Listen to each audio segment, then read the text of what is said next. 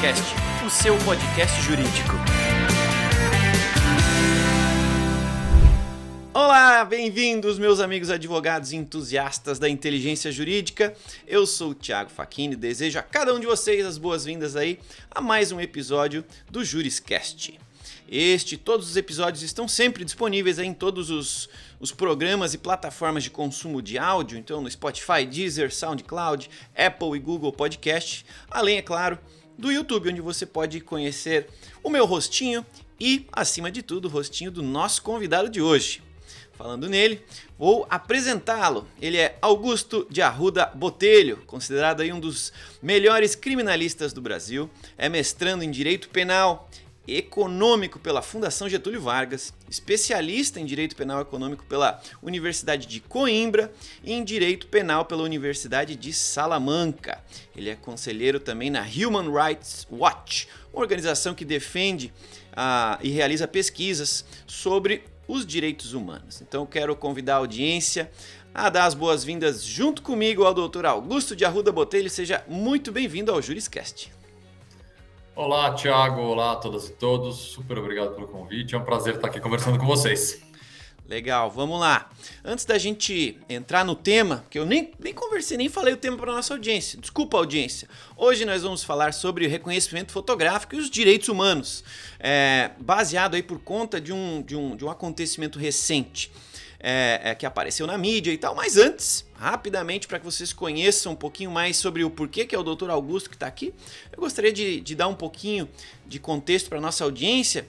Se você puder resumir rapidamente, doutor, quem é você, como é que foi a sua trajetória, né, na sua escolha aí de atuação jurídica, que te fez chegar até aqui e fazer o que você tem feito até hoje, defendendo as pessoas e os direitos humanos. Você consegue resumir para a gente um pouquinho? Claro.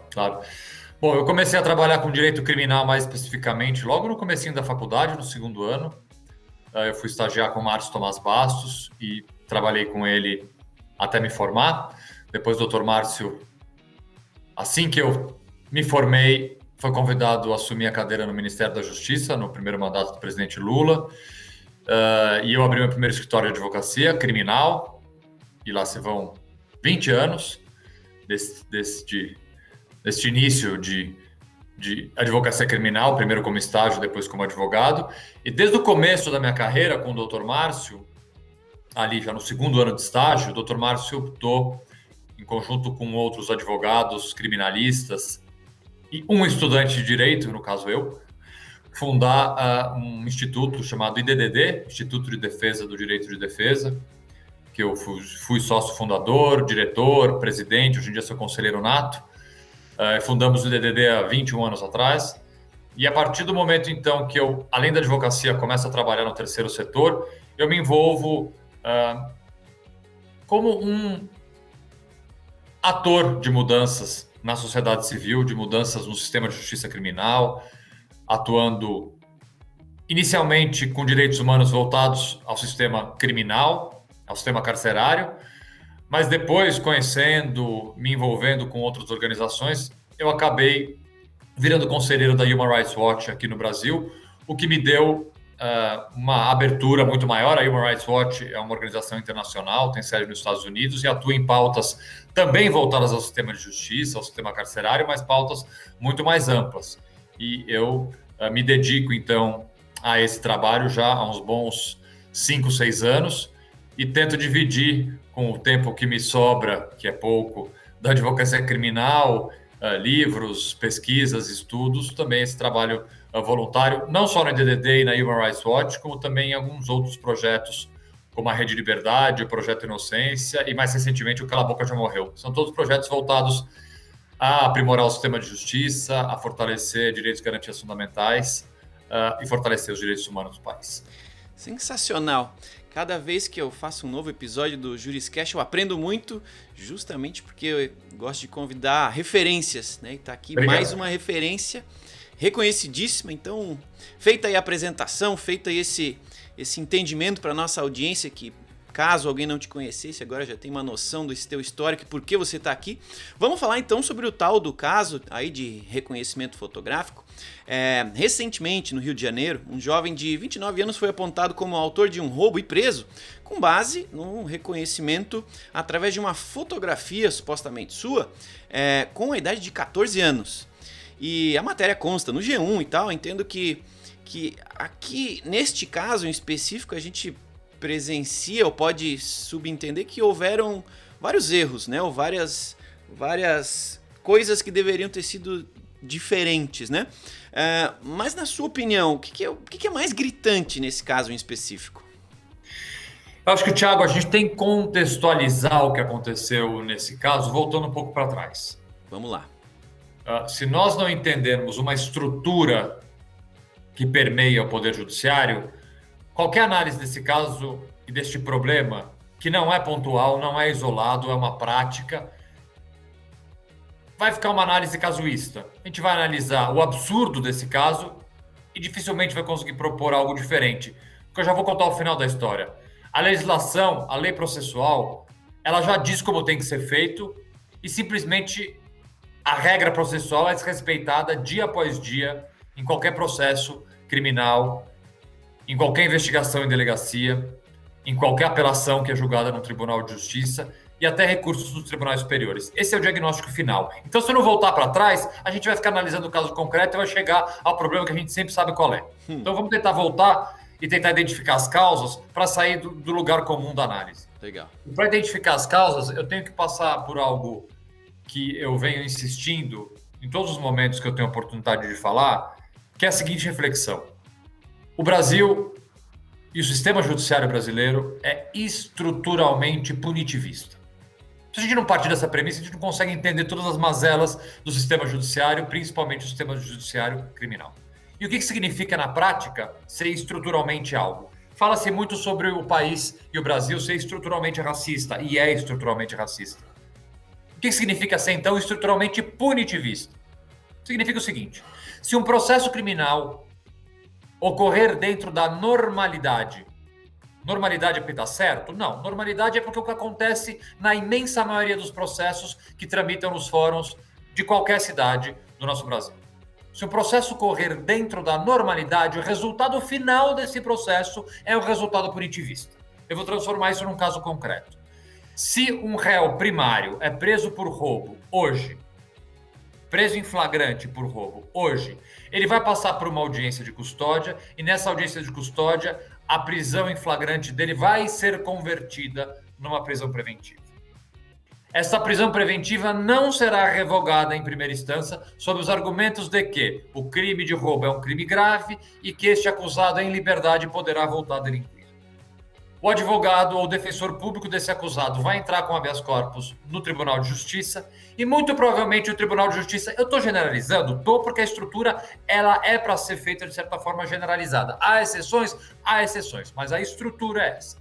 Então ele vai entrar com habeas corpus no Tribunal de Justiça e o Tribunal de Justiça vai negar esse habeas corpus mantendo o mesmo argumento do juiz de primeira instância que passou por um promotor de primeira instância de que o crime de roubo é um crime grave e que o acusado em liberdade poderá voltar a delinquir ou poderá se evadir do distrito da culpa.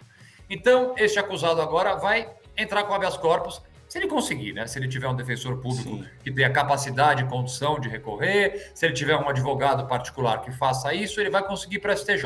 Se ele tiver ali uma razoável sorte na distribuição, ele pode no STJ, finalmente, conseguir uma ordem de habeas corpus concedida. Se ele tiver uma distribuição ruim, nem no STJ ele vai conseguir. Se ele conseguir chegar no Supremo, aí eu já vou te dizer que dentre 10 casos, provavelmente 9 casos jamais conseguirão isso. Se ele conseguir chegar no Supremo, o Supremo vai dizer o quê? Jurisprudência pacificada nos tribunais superiores, tanto no Supremo quanto pelo menos em uma das turmas do STJ. Gravidade abstrata do delito não é fundamento para se decretar preventiva e afirmações abstratas quanto à possibilidade de voltar a delinquir ou evasão do distrito da culpa não são suficientes para se decretar uma preventiva. Ou seja, promotor, juiz de primeira instância tribunais de justiça do país todo julgam de forma absolutamente contrária do que jurisprudência pacificada e doutrina pacífica do Supremo assim decidem. Por que isso acontece? Porque a estrutura, ou seja, a normalidade, esse processo padrão que acontece dia a dia em todos os fóruns, é feito para manter uma pessoa presa, porque a nossa estrutura, eu vou soar repetitiva, mas a gente tem que bater nessa tecla, ela é punitivista, porque a única resposta que o judiciário, o legislador, parte da imprensa e grande parte da sociedade dá para o aumento da criminalidade e para o crime é a prisão. Ponto final. Essa é a estrutura punitivista. Dentro desse arcabouço punitivista e dessa realidade, que é estatística, é numérica, está na nossa cara, quem atua na justiça criminal sabe que é assim que funciona. Ah, Augusto, mas eu consegui a liberdade em primeira instância. Parabéns, você é exceção. A regra é todo mundo ficar preso. Então, dentro dessa estrutura que assim funciona, que não está preocupada em ressocializar, não está preocupada em recuperar, não está preocupada em usar inovações extremamente positivas da lei, como, por exemplo, medidas cautelares alternativas à prisão, que hoje em dia simplesmente são muletas numa prisão preventiva, né? Não cumprem a finalidade que a lei estipula que elas deveriam cumprir, funcionam, fazem-se uso completamente divorciado daquilo que a doutrina e o legislador pretendiam fazer. Mas, enfim, dentro, então, desse sistema punitivista que só pensa no encarceramento e da punição, qualquer meio de prova, qualquer singela possibilidade de algo que viole esse establishment punitivista é colocado de lado. E o reconhecimento da forma como o Código de Processo Penal impõe que ele seja feito é um reconhecimento que eu não vou dizer que ele é difícil de fazer, mas em contrapartida ao reconhecimento ilegal que é diariamente feito nas ruas, em delegacias de polícia e em fóruns, opta-se pela ilegalidade. Então, como é que é feito o reconhecimento no dia a dia? Com um aparelho de telefone celular, a bem da verdade. Reconhecimento hoje em dia é feito através de uma foto de perfil de rede social. Uma pessoa é vítima de um roubo, um policial militar que atende a ocorrência, ou ele pega um álbum de fotografias que está num grupo de WhatsApp do batalhão da PM, ou ele entra em páginas de Facebook e vai te mostrar e falar, é esse daqui? Aí a vítima, amedrontada, que acabou de ter um revólver apontado para sua cabeça, reconhece quem ela acha que é mais ou menos parecido. E a vítima não está fazendo isso de má fé. A psicologia especializada, forense, chama isso de falsa memória. Ela não está fazendo isso de má fé. E essa falsa memória, esse reconhecimento errado que é feito no primeiro momento da abordagem, ele é repetido muitas vezes na delegacia, que também não observa o rito legal, que é o quê? Colocar pessoas, se possível. Primeiro, qual é a primeira regra básica do reconhecimento? Colocar outras pessoas junto da pessoa que vai ser reconhecida. É obrigação expressa. Você não pode direcionar o reconhecimento, né, para uma opção apenas. É obrigação, né, expressa no texto da lei. Você precisa reconhecer uma pessoa com outras pessoas do lado. Você não pega simplesmente uma pessoa, mostra o celular para ela e fala, foi esse. Não é, a lei fala que não pode fazer isso. Mas é assim que o dia a dia dos fóruns, o dia a dia das delegacias, são feitos reconhecimentos. Então, por isso que eu preciso explicar essa estrutura. Porque esse descuido com a prova de defesa, esse descuido com a inocência, está dentro de um sistema que só está interessado em prender. Então, enquanto nós não resolvemos a causa, a gente pode ficar aqui semanas debatendo, semanas denunciando os inúmeros. Esse caso do Rio de Janeiro é um caso entre centenas de casos que diariamente, eu não diria centenas diariamente, mas muito diariamente, de pessoas inocentes que são colocadas atrás das grades por reconhecimentos feitos completamente ao largo do texto legal e que, infelizmente, acabam entrando para as estatísticas do nosso sistema penitenciário e do nosso sistema de justiça. Legal. Considerando a sua experiência, né, no Human Rights Watch e o que a gente acabou de falar aqui, que esse problema é endêmico, né? O sistema foi criado ou está moldado de uma maneira que induz ao erro, induz ao problema. Juntando a sua experiência, seu conhecimento e este entendimento do nosso sistema atual, eu lhe faço duas perguntas. A primeira, falando de causa, né, do problema, de quem seria a responsabilidade de corrigir esse sistema que a engenharia dele está incorreta? E pensando nisso, nessa responsabilidade, nas ações que podem ou não estar acontecendo em linha com essa melhoria desse formato, desse sistema, se você vê no Brasil algum tipo de avanço num futuro próximo, ou a gente ainda vai continuar discutindo isso daqui a um ano, mesmo o problema vai continuar acontecendo e se perpetuando ao longo do tempo. Como é que você vê essa situação? Primeiro, deixa eu contextualizar com outras partes do mundo para ver que o problema não é só nosso. Legal. E não é nem através da Human Rights Watch, é através de uma outra iniciativa que eu sou conselheiro aqui no Brasil, que é o Projeto Inocência, que é a filial brasileira do Innocence Project, que muitos de vocês já devem ter acompanhado em algum filme americano que trata de presos injustamente no corredor da morte, e aquele grupo de advogados vai lá e tira o cara que está condenado à morte. Provavelmente esse caso é um caso do Innocence Project americano. Legal. E que nós trouxemos para o Brasil, e aqui chama Projeto Inocência. Inclusive tem um quadro no Fantástico chamado Projeto Inocência, são casos do nosso grupo, da nossa organização.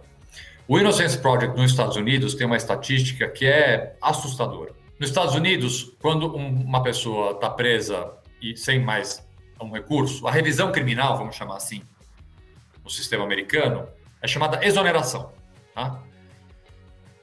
O número de exonerações nos Estados Unidos, em que a causa, o motivo pelo qual a condenação dessa pessoa foi revista é a falha no reconhecimento, em alguns crimes supera a casa dos 80%.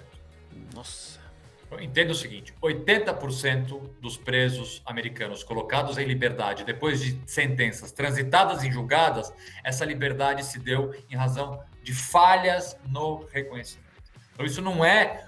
Também a gente fica aqui achando que o Brasil também é o fim do mundo de problemas. Não, os americanos, muitas vezes, é curioso, né? A gente, em vez de imitar as coisas boas dos Estados Unidos, que tem coisas boas, a gente muitas vezes tenta imitar coisa ruim.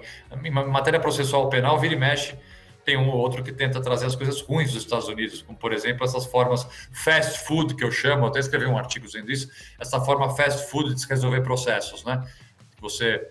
Já agora em audiência de custódia querem fazer acordo de não persecução, tudo numa audiência só, em 5 minutos. O sujeito encontra o defensor público, já confessa, recebe a pena, paga a cesta básica, faz tudo num momento só, né? Direito de defesa é coisa para inglês ver, melhor para americano ver, né? E que isso é uma coisa que nos Estados Unidos funciona pessimamente mal, né? Tem um estudo assustador que fala que em alguns casos, entre a pessoa conhecer o advogado, assumir a culpa e receber a pena, demoram 33 segundos. Tá? Esse encontro você resolve a vida do sujeito em 33 segundos, tá? Não é um número fictício. Então tem uma expressão que é plead them, greet them and guilt them. Você encontra o seu cliente, cumprimenta ele e fala que ele é culpado. 33 segundos essa pseudo-defesa. Tem muito legislador e até alguns membros aí, atores do Poder Judiciário, querendo trazer essa maravilha para cá, para a audiência de custódia. Já encontra o preso, já faz tudo ali. Em 5 minutos você resolve a vida do sujeito. Você precisa desafogar a pauta, né? O negócio é desafogar a pauta de todo mundo. Não é assim que se faz justiça. Mas vamos lá. Vamos voltar. Então, a questão... Até me perdi na pergunta, também não fiquei tão animado. A questão da Human Rights, Sim, se dos você... números... que você... Eu lhe perguntei se você vê algum tipo de esperança futura e de quem que é essa responsabilidade aqui. Não, já sei, é que a minha resposta é tão pessimista que eu quis esquecer dessa pergunta. Porque eu não... Vamos lá. Cara, eu vou te dar essa resposta usando como exemplo a prisão preventiva, tá? Por quê? Tá. Porque a prisão preventiva é, no meu ponto de vista...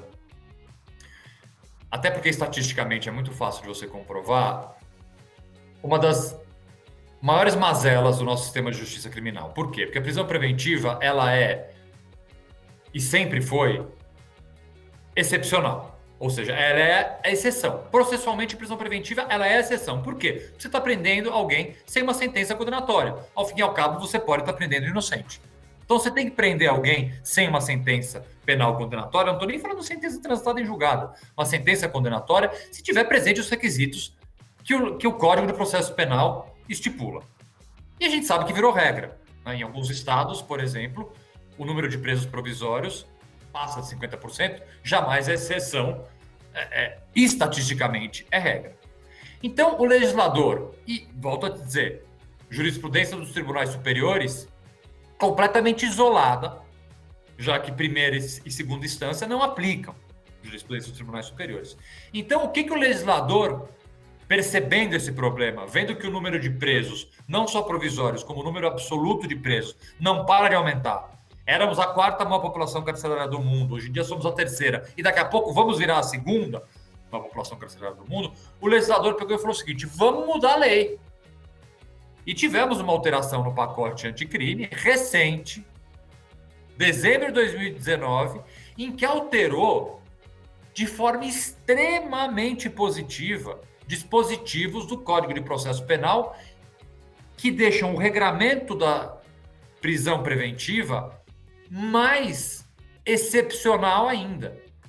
A legislação, ela foi feita de forma tão inteligente que o legislador fez o seguinte: ele pegou aonde é que a jurisprudência não acompanhava a doutrina e não acompanhava o entendimento dos tribunais superiores e jogou para o texto da lei. Então ela fala absurdos mesmo, porque a lei é tão redundante e você fica pensando, como é que a lei, como é que um código de processo precisa dizer que uma decisão tem que ser fundamentada?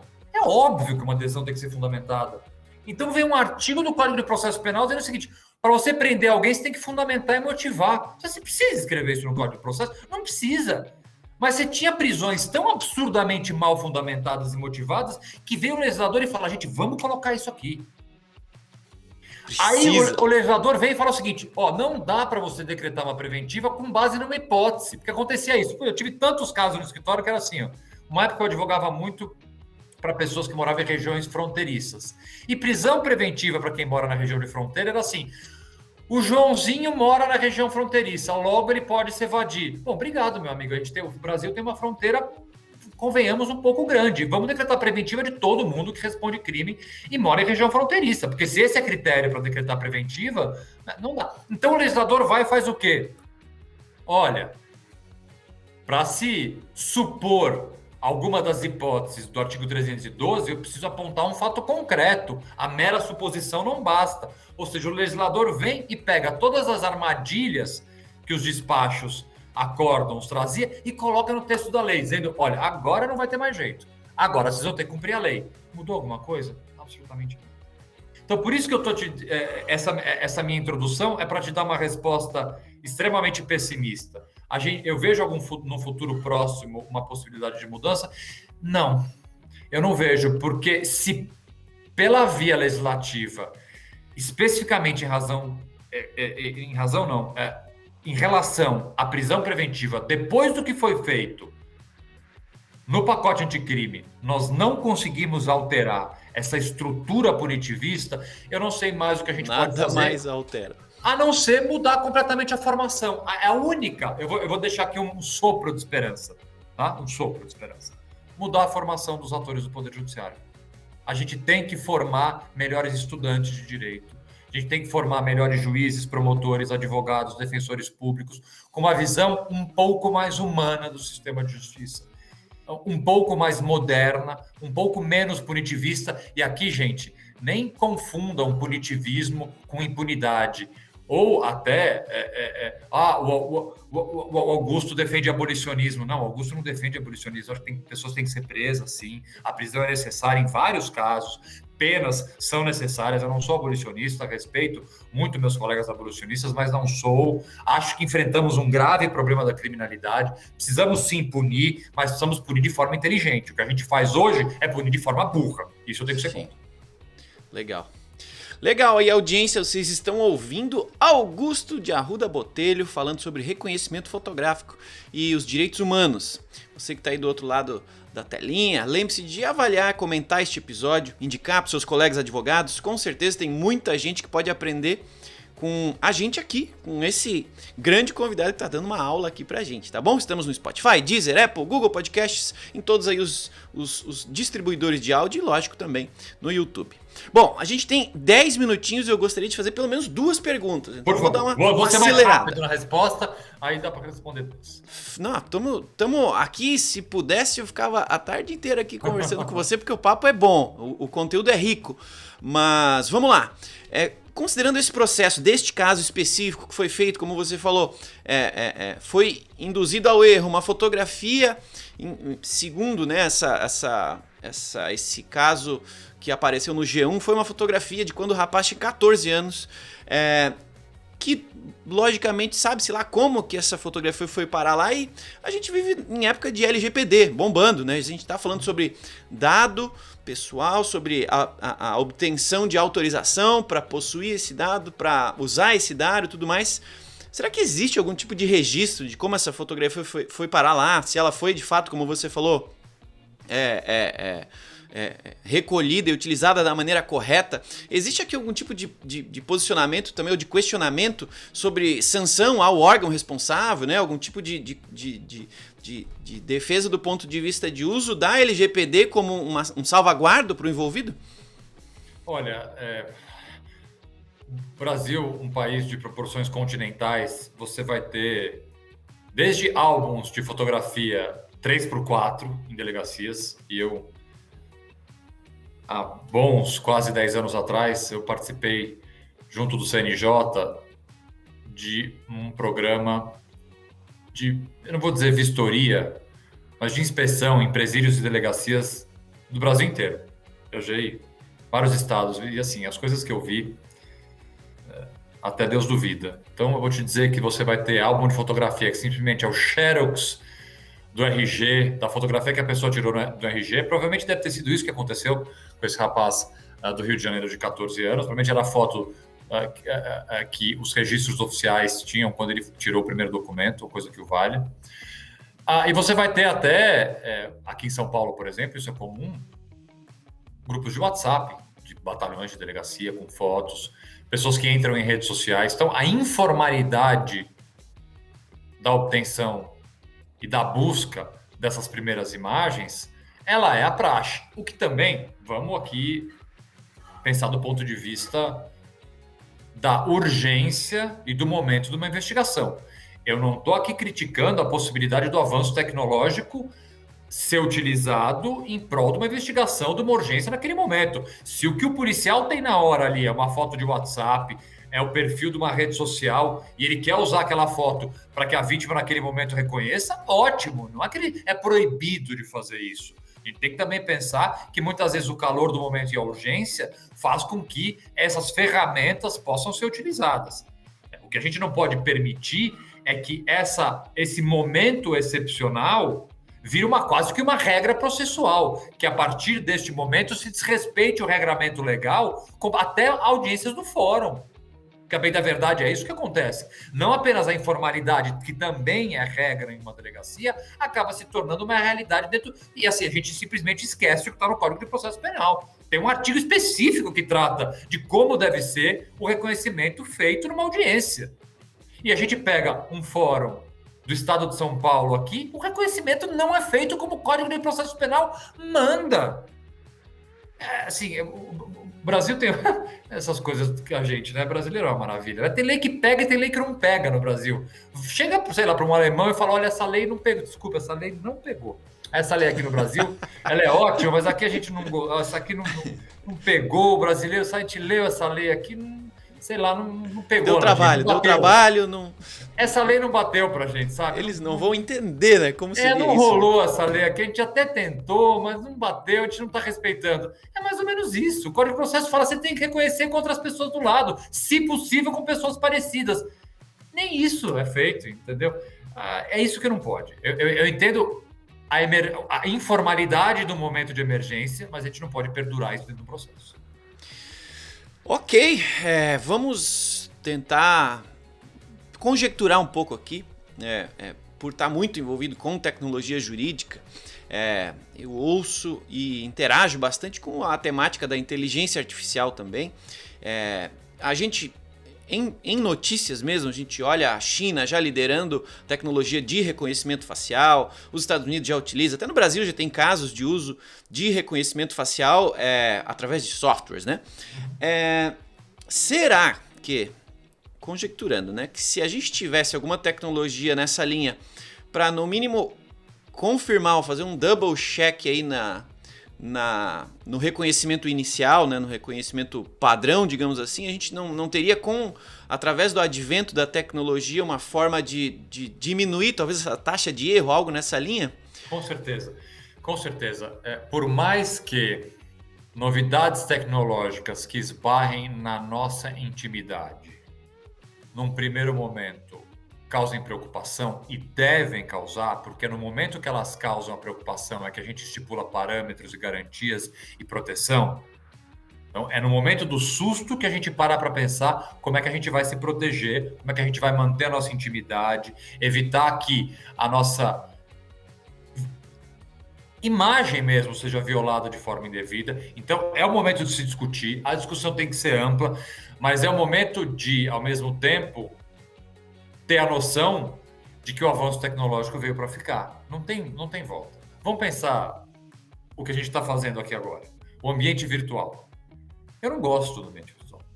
Eu não gosto da palestra virtualmente. Eu dou palestras 3 vezes por semana, pelo menos. Eu prefiro muito mais ir na universidade. Eu não gosto de fazer audiência virtual. Eu não gosto de despachar sustentação oral. Eu tenho faniquito de fazer sustentação oral. Eu fico balançando na cadeira. Eu não sou tão velho, mas eu tenho 20 anos de profissão. É muito difícil. Agora, veio para ficar, em parte, pelo menos.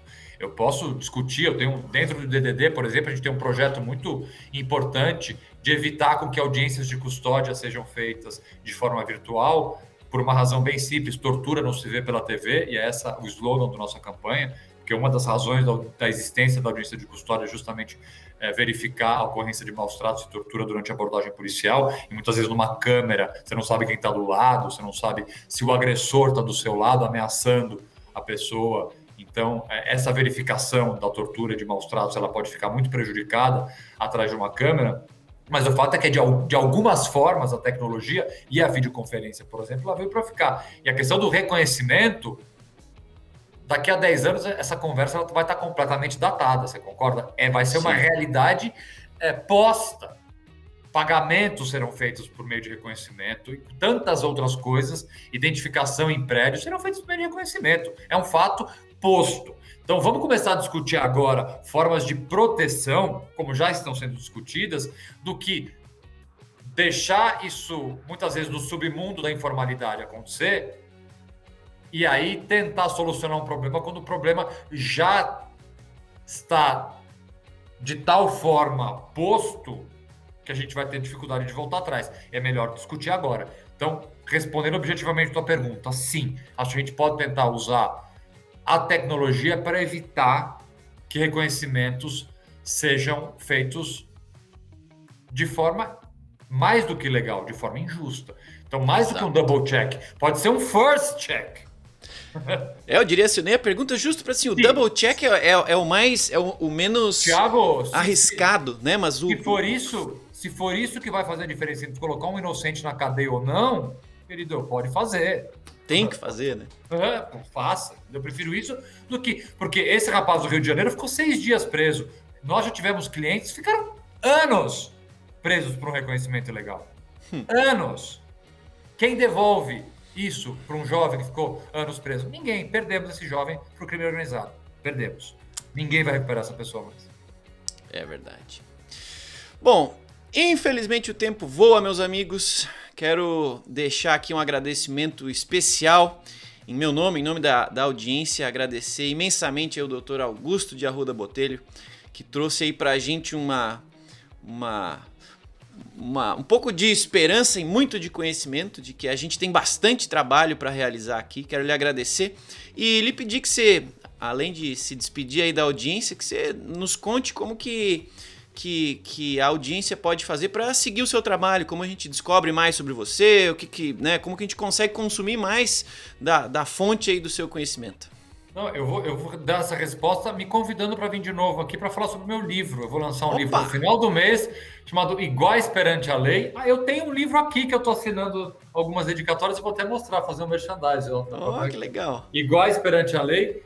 É um guia básico sobre o sistema de justiça criminal. Mas quem quiser me seguir em alguns outros lugares, eu tenho Twitter, tenho Instagram, é só procurar meu nome lá. Eu nunca sei como é que é Augusto de Arruda Botelho, mas é fácil me achar em tudo quanto é lugar. Mas super obrigado pelo convite, cara, e já vou me convidar para vir de novo aqui para a gente falar do livro. Já está confirmado então, vamos só fechar a data. Acho que temos vou até fazer um encontro mais longo para a gente poder falar mais, que o tema é bom, né?